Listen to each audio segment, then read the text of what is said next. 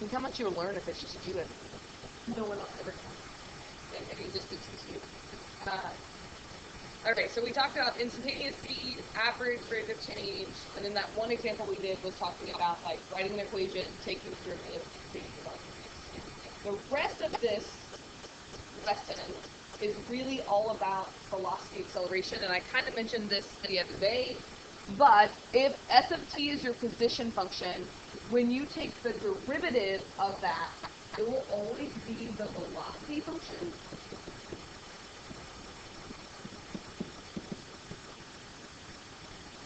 So we can say that s prime of t is the same as saying v of, whenever you take the derivative of the position function, you actually have the velocity function.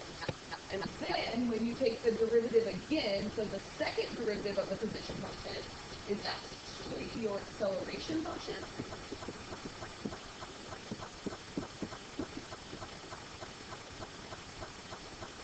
So we could say that the first derivative of the velocity function, or we could just say that's the acceleration function. And so, again, they could write it in all three of these ways, kind of knowing it all. And then remember that speed is just velocity, absolute value, like speed is always positive. So if they ever talk about speed, it's just the absolute value of the velocity function. Or that's the same as saying the absolute value of the first derivative.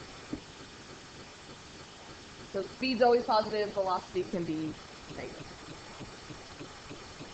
Right, so you can do this off the top. Because everyone else skipped school. And I keep yelling at them the whole time. Alright. A rock thrown vertically upward from the surface of the moon at a velocity of 24 meters per second reaches a height of, and then that's your position function, 24t minus 0.8 t squared meters in t seconds. And so this has lots of parts, but mostly it's about just recognizing which equation to use. And so part A just says find the velocities, or the rock's velocity and acceleration. So they're just giving the position, so they just want you to take the derivative. And I don't know if it worked out well, but I think I left a blank page somewhere.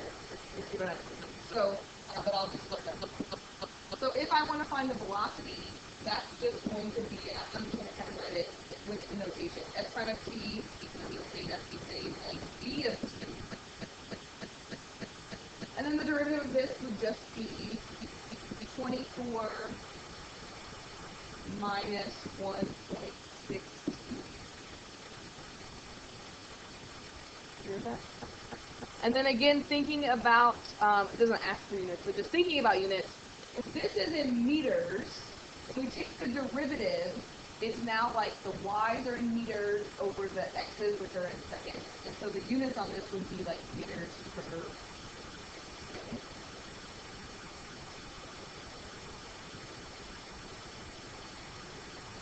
And then the acceleration, you can write as f double prime of t, or v prime of t, or a of t. You don't really have to write it twice. If you do it on different and what I get if I take the derivative of this part, which is a constant acceleration, because it doesn't matter what time we plug it in there. And again, we kind of talked about this last week, but when you take the derivative again with respect to time, you now get like meters per second, and so the units on acceleration are always meter per second squared, or whatever the time is. So then they start asking you questions, and you have to think about what that's asking. So part B says, how long did it take the rock to reach its highest point? So think about, if you throw a rock, the shape that that's going to take is going to be like parabola-ish. So its highest point is going to be the maximum there, which we did stuff like this in pre-calculus. We talked about, well, if we could just find the vertex, we could find that whole thing, which we could still do. But what's kind of really cool with calculus now is think about, what do we know about the derivative when there's a turning point? What would the slope of that line be? Yeah, so at all the turning points, the slopes are 0. So instead of having to remember, how do I find the vertex of a parabola? How long did it take the rock to reach its highest point? We know that the derivative is going to equal 0 there. So it's another way, like instead of asking now, like find where it has a horizontal tangent line, they can ask you questions like this. So let's see.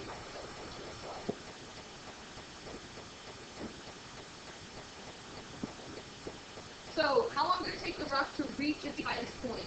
All I have to do is set the derivative or the velocity equal to 0. And if you think, are you in physics?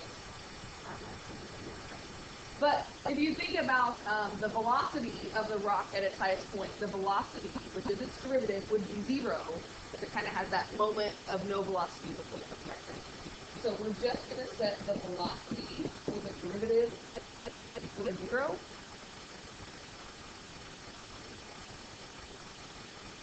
So we did that part in part A already, so I can say 24 minus 1.16 equals 0.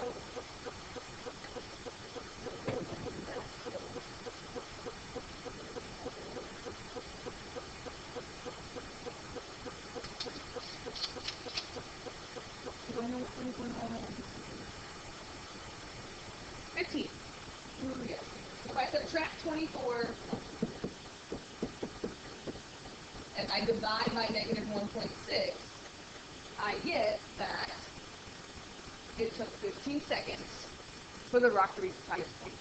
So again, things we did in pre-calculus, but we weren't able to use the derivative in pre-calculus. So then look at part C. It says how high did it go? So again, we're talking about this point here that we know now it took 15 seconds to get up there. Can you see what can I do to figure out how high it is at that point?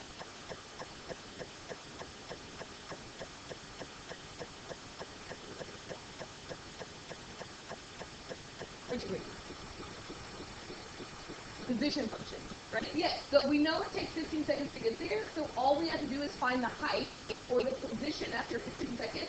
So we're just going to plug 15 into that position function.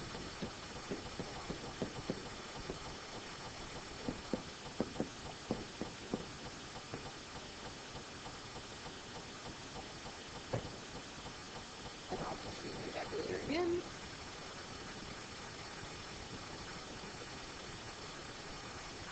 Uh, 180. And again, think about the units there. That's your height, so that would be 180 meters.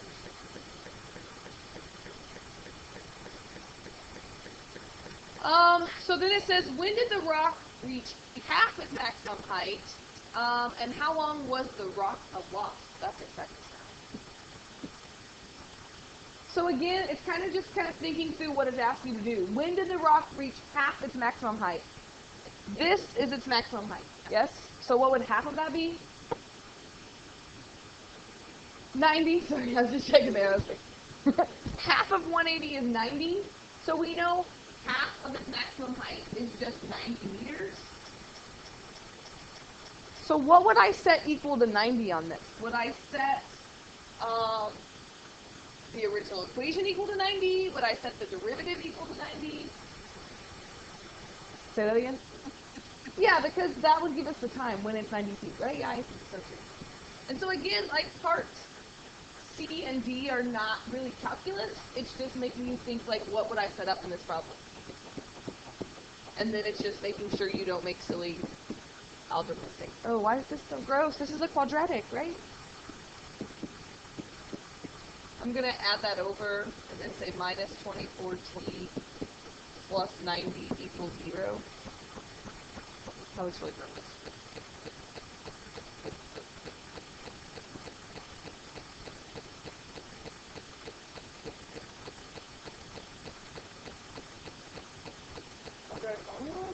That's really gross.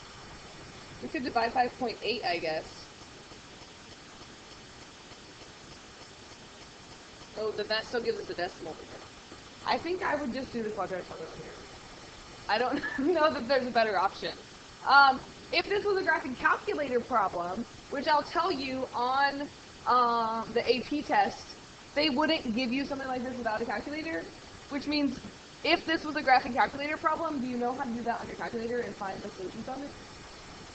Let's do that then. You have your graph calculator? Okay.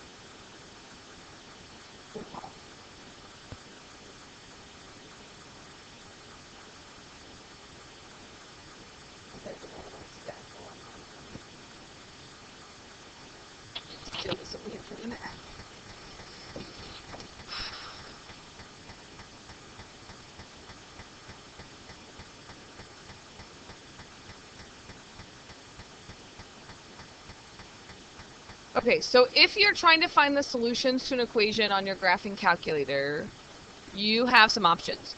One option is, if you want to find where does this equation equal 90, you could graph both. Like, you could graph the position equation, which is right here, and you could graph 90, but then you'd have to change your window to go to 90.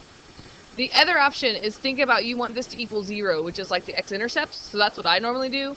So if I didn't want to do the quadratic formula here, if I was allowed to use a calculator, then on my calculator I can just type that equation, which I cannot remember, but 0.8 t squared, and I'm just going to put x squared minus 24t plus 90, minus 24x plus 90. And remember that the solutions are the x-intercepts. So I'm going to hit zoom 6, just so it's a basic one here. And I just got a line like that. So you tell me if you get that line. And so we just want to find the zeros of that. So that's where calc is our go-to button. So if I hit calc, number 2 is the 0 button. And you just have to tell it, like, to the left and to the right of it. And you can even just type it in. So you can see that, like, it's definitely, like, left is over here. So if you type any number over here. So I'm just going to say my left bound is 2. I'm just going to enter 2. And then it asks me for the right bound. And just go somewhere past it.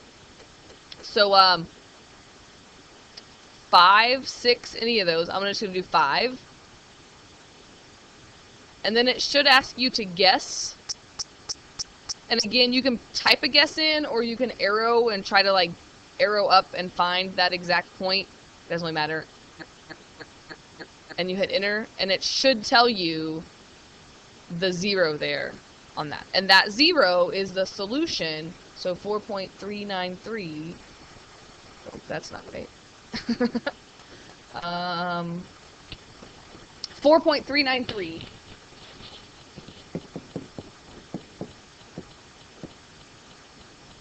I wonder if there's another solution. Think about quadratic formula. Normally there's 2 solutions. So what if I zoom out? I'm going to zoom out here. Oh, look, I almost missed an answer there. Right, there's another answer over here. If it was a negative answer, we'd have to throw that out. But think about the rock. If we, like, it should hit 90 meters twice, right? Like going up and coming back down.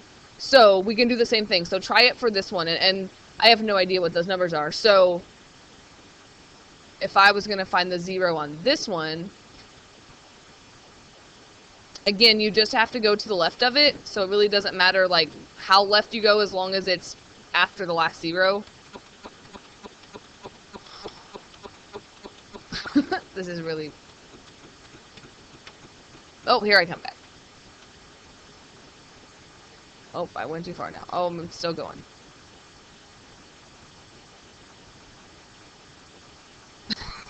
I entered a little too many times. And then I'm gonna guess, I have no idea what these numbers are, but I'm gonna guess my 0 to be, how many seconds was it in the air? 15 seconds. Or that was its maximum, right? So I'm gonna guess 20 as my answer. Oh my gosh! Did yours work? Okay. So 25.607.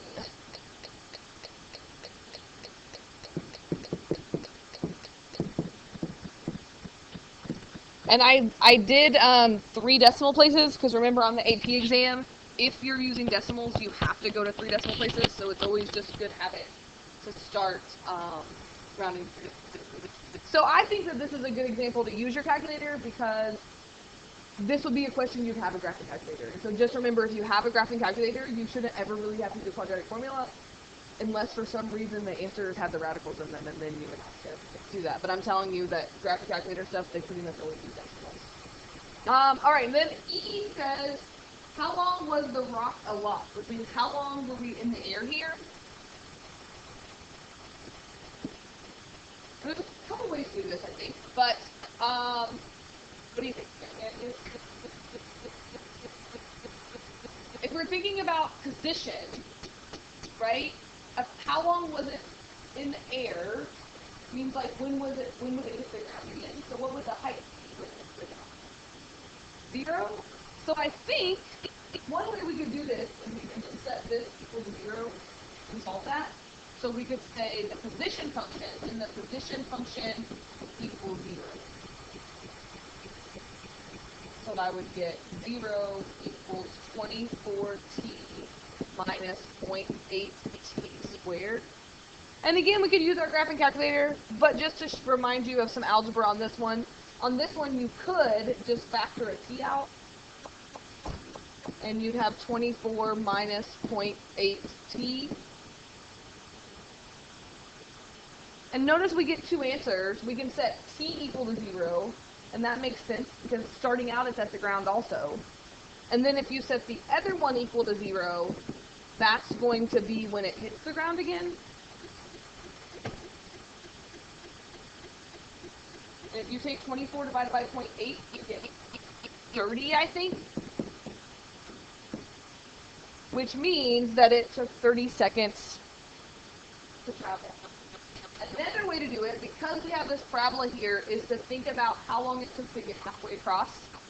Right? So if you go back to part B, it took 15 seconds to get here. And think about a parabola is symmetric.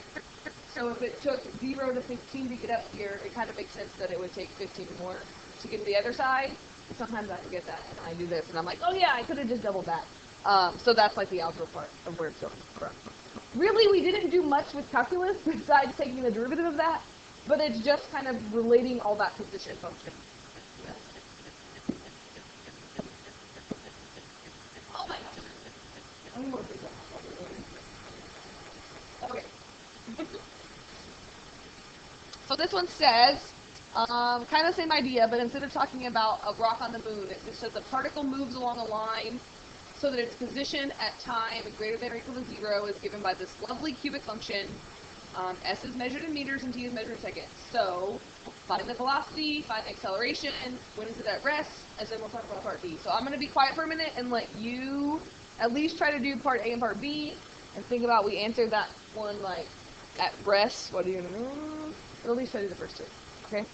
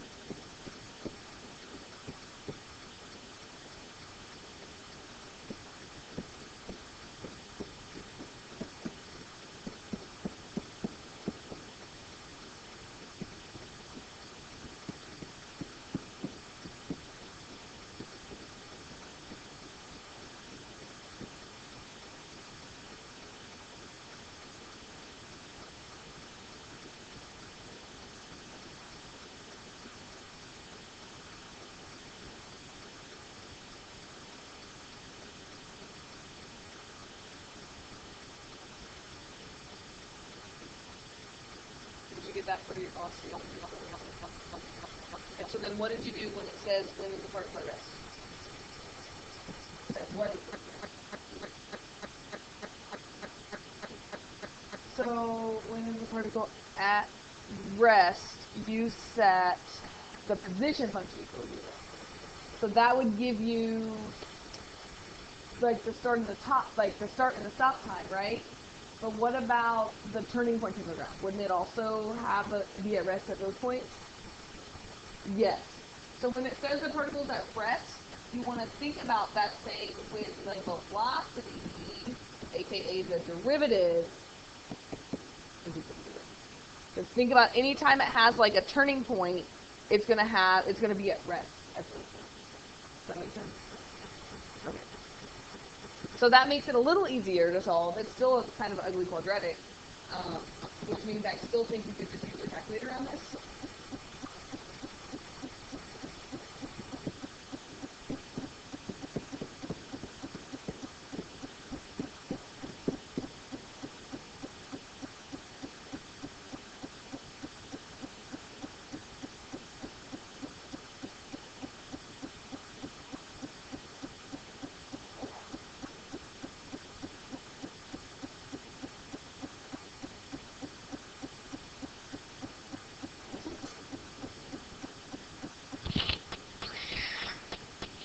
I was looking up on Amazon this morning instead of getting up for new microphones because I had a kid that had mono and missed like 3 weeks of school, so he had to watch all the videos online, and he said it was terrible quality of video. I was like, microphones are expensive. Buy me a new one.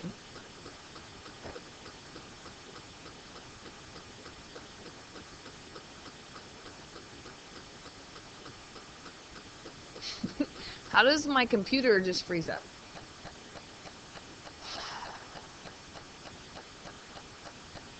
I'll just let you tell me the answer right there because mine is not working.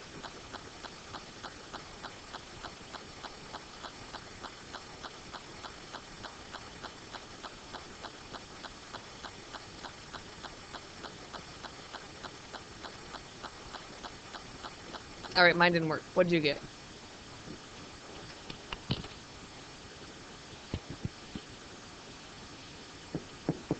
.451 and 3.21. So then it says describe the motion of the particle at what values of t does the particle change directions, and this is where using the derivative can help you. So I wish my graph would work. I'm going to try one more time.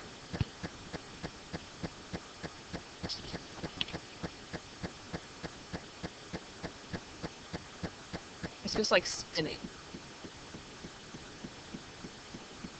See, look. And I click things and it won't change anything.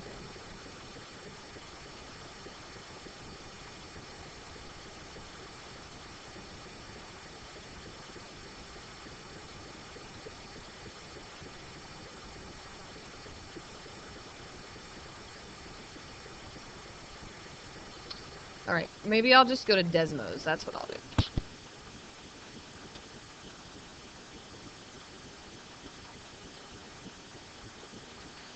Okay, so I'm going to graph the derivative. That's what you graphed on here, right? So negative 3x squared, and then what was it?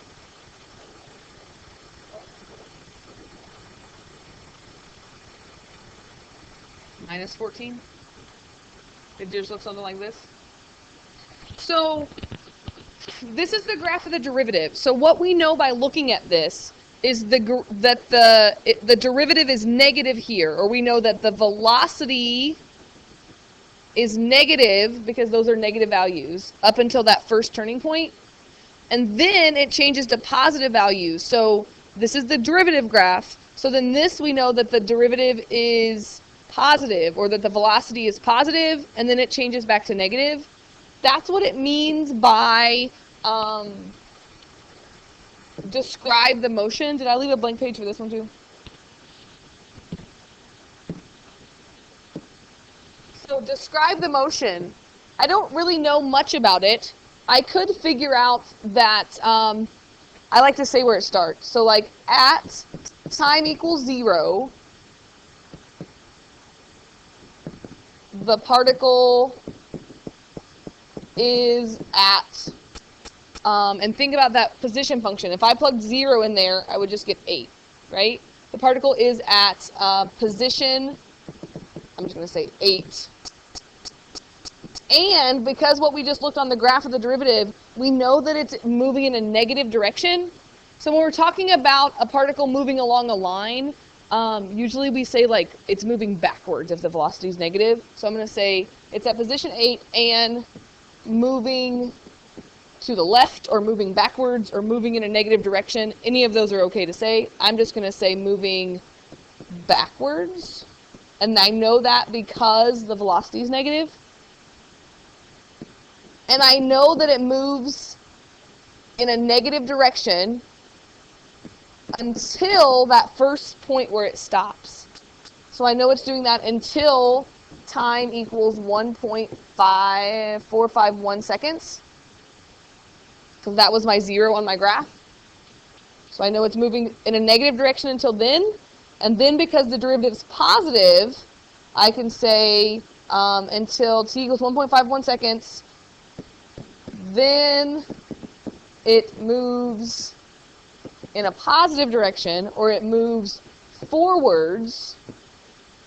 Forward, I just don't think I should put S on that, right? It moves in forward direction until the next turning point, which is at time equals 3.215 seconds, when it changes back to a negative direction.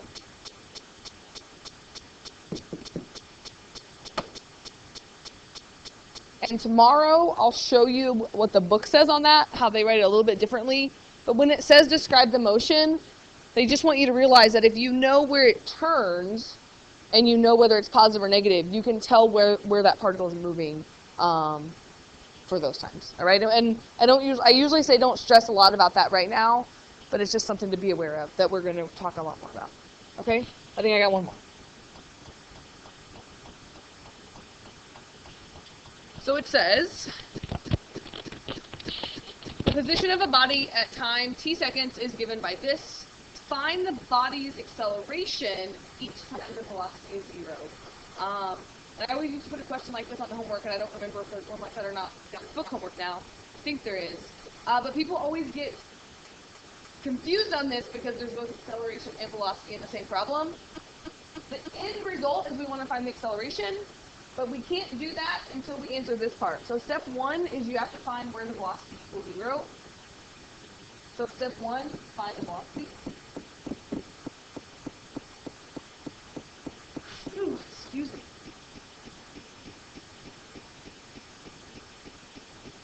So velocity would just be 3t squared minus 12t plus 9. And I want to find where that equals 0. So I think we could do this one a lot easier than we did on the other two that we used our calculator, because we could divide all this by 3. So that would be the same as t squared minus 4t plus 3. So I think that one's factorable. That would be one you probably would expect to see on the no calculator part of the test, because we could just factor this minus and minus, and we get that there are 2 places where the velocity equals 0, which think about that means 2 places where our graph's going to change turning points. So we found where it equals 0, but then the question says find the acceleration at those points. So instead of just saying find the acceleration at 1 second and 3 seconds, it says find the acceleration when the velocity equals 0. So now we have to go back to the computer and we have to find the acceleration. So the velocity, here's my velocity function. So to find the acceleration, I'm just doing the derivative of that. So that would be 6t minus 12. You have to go back to the one that's not simplified, except just divide by 3. And then we're just going to plug those numbers in there. So we're just going to plug in 1 second, and we're just going to plug in 3 seconds to find the acceleration at those points where the velocity will 0. So that would just give me 6 minus 12, which is negative 6. And if I plug 3 in there, I get 18 minus 12, which is positive 6. And again, if you want to think about units on that, seconds and meters, so velocity would be meters per second, so acceleration on both of these would be meters per second. And yes, acceleration can be negative. I'm a great physics person, but that's all I know. Right? So there's a good amount of homework on the Math Excel site. Definitely use a few example stuff to help.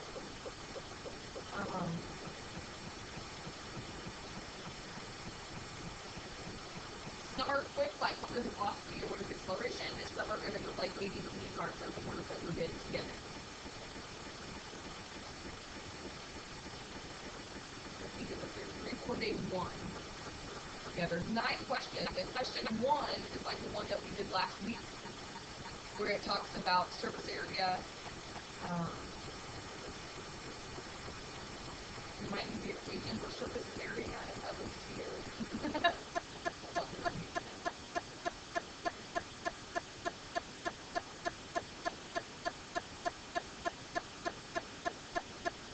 Some graphs up here will definitely help you talk right here, I wonder if in question help they give you. I think surface area of a sphere, to give you that first one, is 4 pi r squared.